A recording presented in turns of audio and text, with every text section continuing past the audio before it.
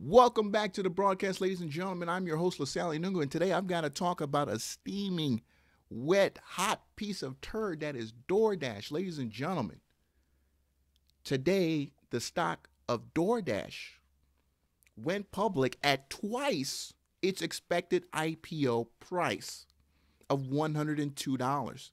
Practically went for $200 at its open. And folks, you want to talk about losing money. I'm looking at the after hours, and I already see a couple $1 billion lost right now after hours on DoorDash. And the business media now after hours is putting out a lot of content saying we told you so when they led you right up to the door to walk in and get slaughtered.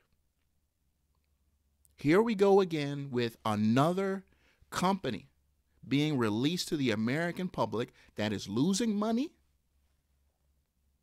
right? That is trading at a valuation that is just far surpass any kind of revenues it can immediately generate to build any type of shareholder value. And yet we got fools out here, oh, we about to get rich on this DoorDash. We about to get rich. I got my $200. I'm about to buy me some DoorDash.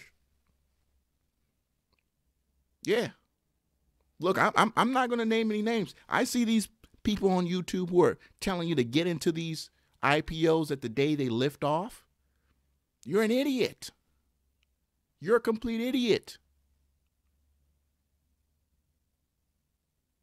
You know, I said what I said about Beyond Meat, and time has proven me right. Show me the money. To the people who got in the first day, the first week, the first 3 weeks. Another losing company out here again. And I pulled up this article here on Beyond Meat, on DoorDash, right?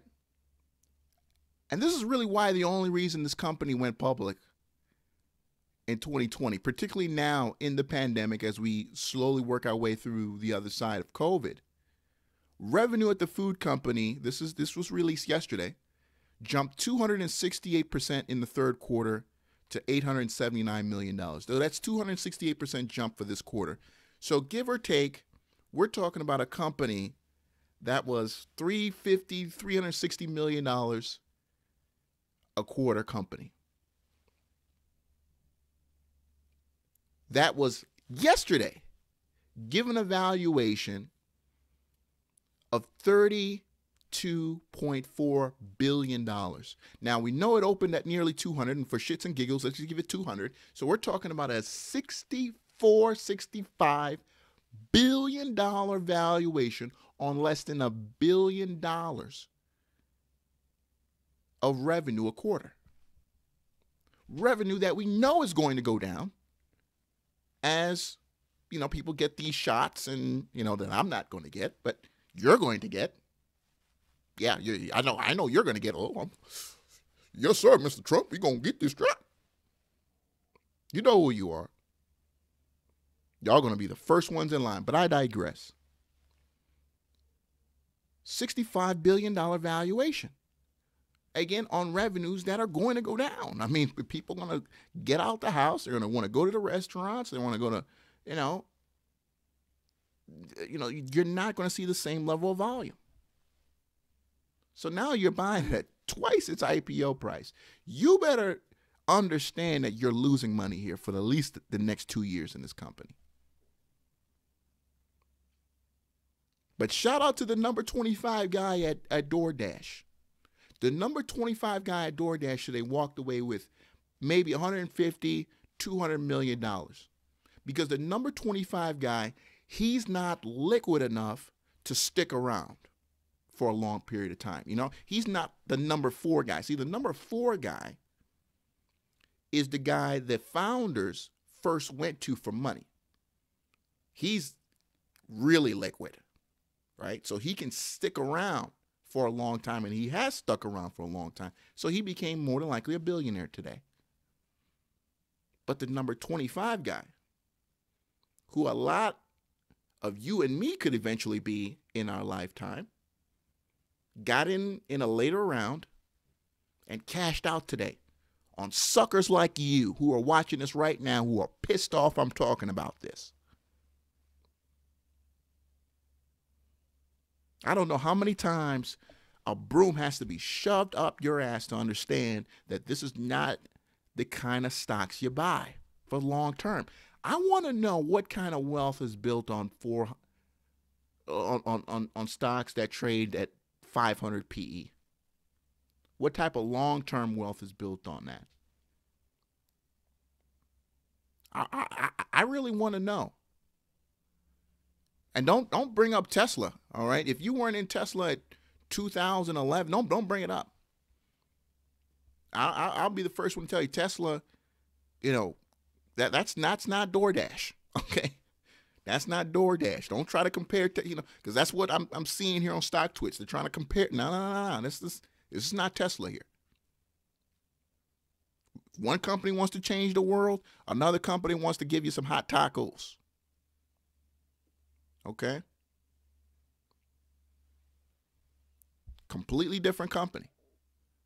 Hot tacos where the shell is still crispy, right? Because the sauce hasn't soaked into the damn, tortilla. Two different companies. But you really thought you was about to get rich with your little $200. Man, you just hate, man. Sal, you always just hate, man. You always hate, man. You always hate, man. You just stay a hater. I'm trying to save you. And I'm going to be proven right. I know I'm going to be proven right. Look, we're going to come back here in June. We're going to come back here in July. And the stock is going to be at 88, 104. If it's still at 100, I'm going to be impressed. I mean, we opened up at 200, so it's got a chance here, right? The shots aren't going to be at mass scale until about March, so we got some time here. Although they're pushing it out, I mean, they're really trying to get it out to you. They're really trying to get this shot to you. So we'll see what happens, but I've said what I've said about it. You know where I stand. I saw a lot of people lose money at the open. I mean, it went from like 190 something all the way down to 170 something, and from 170 back to its IPO price. Shout out if you caught it, but 9 times out of 10, I bet you didn't. See, a lot of you guys want to be, you want to be quants. You're not a quant. You don't even like math. Okay. Fundamentals don't matter. Man, just watch the price action, man. Just watch the price action. We don't care about the fundamentals.